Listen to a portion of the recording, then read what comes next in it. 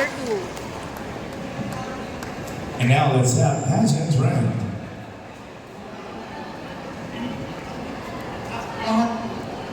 Same questions. The main reason why I joined this pageant is to show the world and to show the people who supported me what I can do and what I can do. Thank you.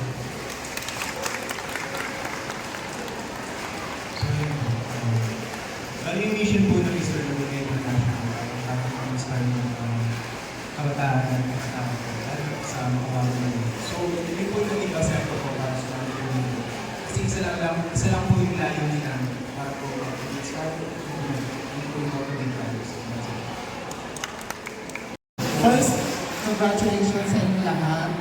And my question for you guys, what is your best asset in competing on Mr. International Laguna 2025? Same question ako. Magandang hapon po sa lahat. For me, my best asset as an candidate for this project, I think is my height because nakikita ko naman sa sarili ko na yun ang kalamangan ko. And also, lahat ng mga community is may kanya-kanyang asset and magkakaiba kami. Lang po.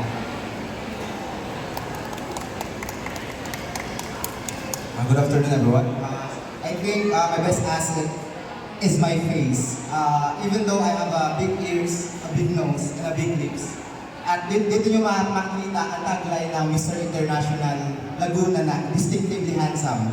Para sa akin kasi distinctively handsome is uniqueness of your own way. So yun po para sa akin ang best asset ko. Good afternoon, everyone. For me, lahat naman tayo dito ay may kanya-kanyang asset. And for me, is I am a compassionate individual. I'm compassionate for what I am and what I do. Yun ang part. Thank you so much. This is Dave from Filipino Pageantry PH. First, congratulations. And this is your questions for your three. So, give me 3 words that describe yourself. Una, ipagbati ko muna isang magandang hapon sa atin lahat. And thank you for coming here and supporting us. If I were to describe myself, it will always be compassionate. It will always be strong. And someone who is brave. Above all, I think I am someone who will always best represent myself, not just myself, but also the organization and my own municipality. I am strong for I am here na hindi man ako ang pinakamalakas ngayon, pero I can provide the best assets in me. I am brave dahil sa tingin ko po, kinakaya ko at kakayanin ko. And lastly, I'm compassionate. Someone na law student, who would have thought na isang law student struggling with their academics, struggling with their academic works, and struggling as I as a person would come here and represent my municipality and represent sooner this organization. So, thank you po.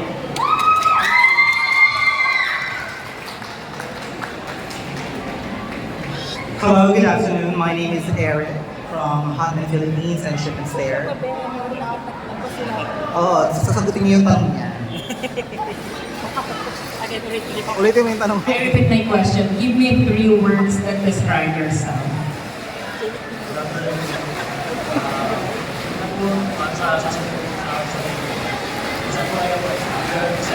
Isang buwan ko represent lahat ng aking manubaya sa kawasan. Pangalawa po, bilang isang kabataan, alam ko naman po isang bawat sa bata na sumali sa ganitong kalipanan. Pangatlo po, hinaharap ko po ang aking sarili at akas na loob na lalaban tayo.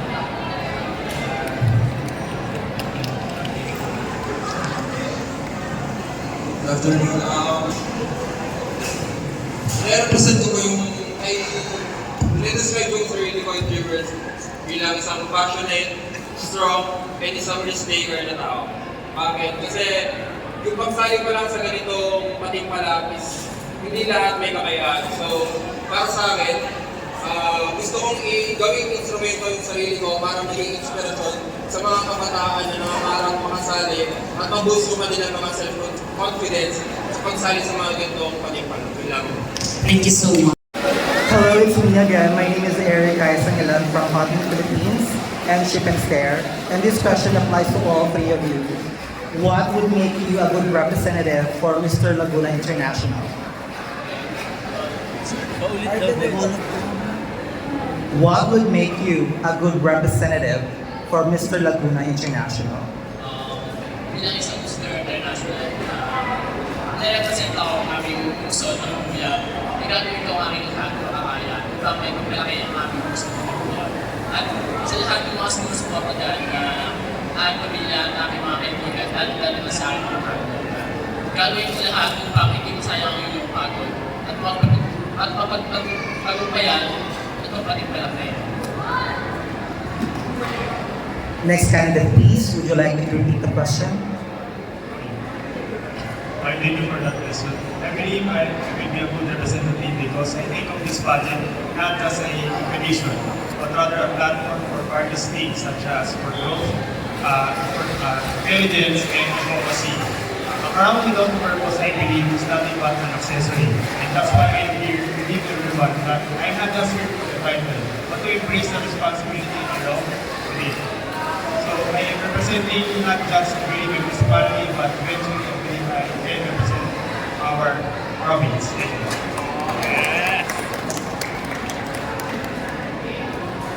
Good afternoon. As a candidate of Mr. International, you gali at ipagiging humble as a candidate ang may pagmamalaki. As a candidate of a pageantry, because the fellow group is following you and you're being inspired by others. And yeah, yun na po. Thank you. Thank you guys and best of luck. From Ginger X TV and Ginger X Pageantry. So my question is, sa inyong tatlo na to as you represent your municipality, ano yung best quality na madadala nyo sa Mr. International Laguna Stage na piling nyo yun yung quality na makakakuha ng crown? Okay guys? Number 14.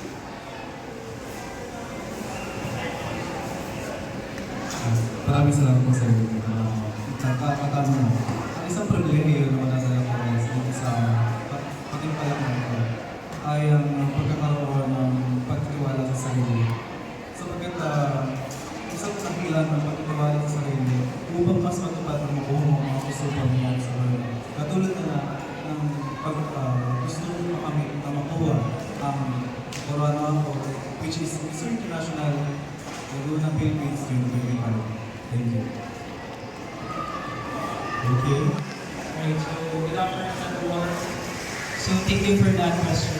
So yung answer ko is galing po ako sa municipality of Bay kung saan meron po din isang college po na school, the Pardon Right Development Institute. The best quality na nadadala ko po sa if I win this competition is being a risk taker. Because dun po sa pinapasuhan ko po na school, marami po mga entrepreneur student.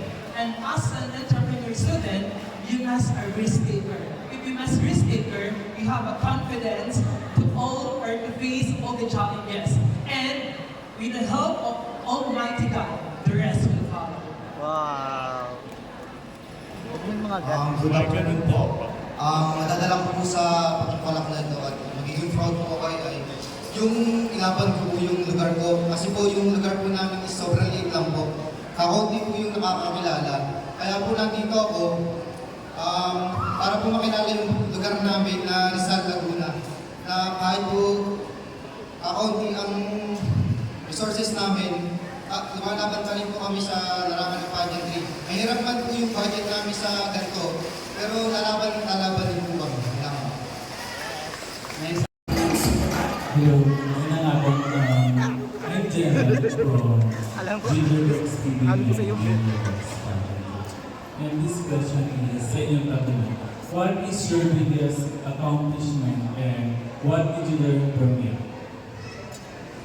para sa akin, I don't take it as accomplishment, but may advantage din siya. So, by being a failure, I've been through a lot of pageants and ilan lang yung beses na nanalo ako.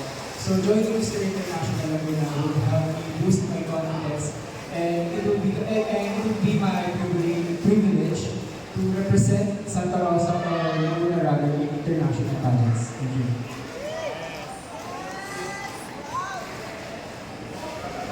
For me, my biggest accomplishment in my life is magkaroon ko ng confidence ngayon sa inyong harapan at magkaroon na aral sa inyo yung confidence na Thank you.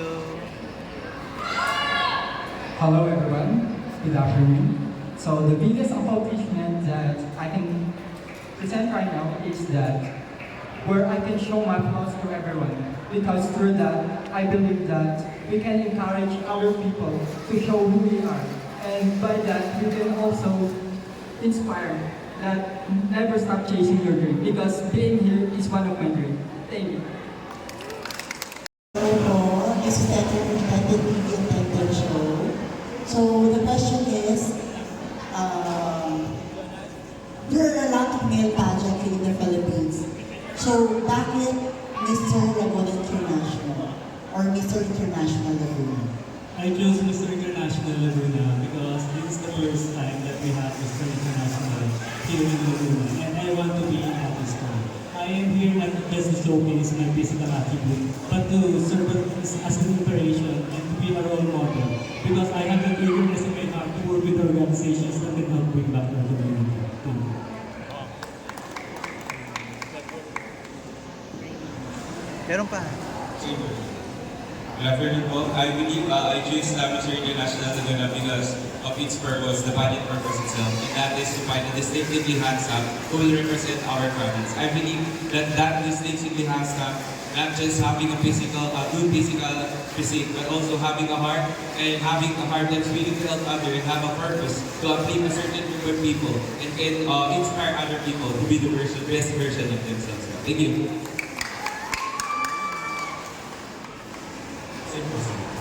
Can you repeat the question?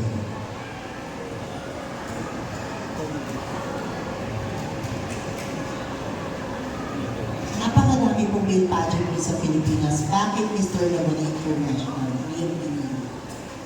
Pinili ko po yung Mr. International is gusto ko i-represent ang aming bayan, Santa Rosa na bayan. Gusto ko rin isang magandang role model sa akin, Santa Rosa na dito. At napuso ang aking confidence dahil ito yung una akong pagsali sa professional na pageant. Yun lang po, salamat.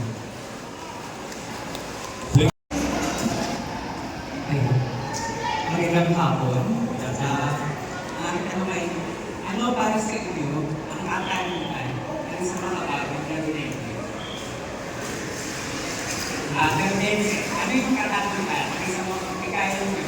Ano yung mga katanungan nyo bilang yung generation ng mga kagalagunan?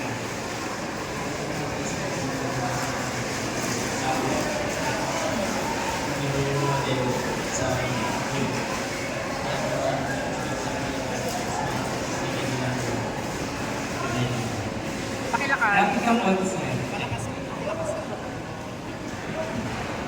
Ang isa sa katangian na dapat gumagamit sa Pilipinas ay dapat maging responsable siya sa mga bagay na kanya ginagawa bago pang maging role model siya sa mga kapatid.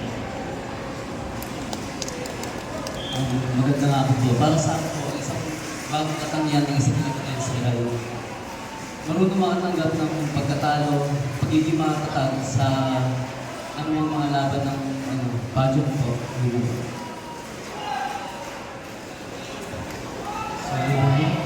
Good afternoon. So, para sa akin, ang isang katangian ng isang motivated is pagkakaroon ng respeto.